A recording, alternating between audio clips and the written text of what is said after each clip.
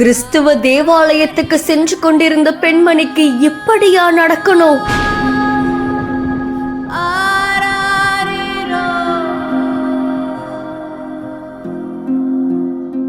அரசு பேருந்தால் பாதி வழியிலேயே பரிதாபமாக பறிபோன உயிர்.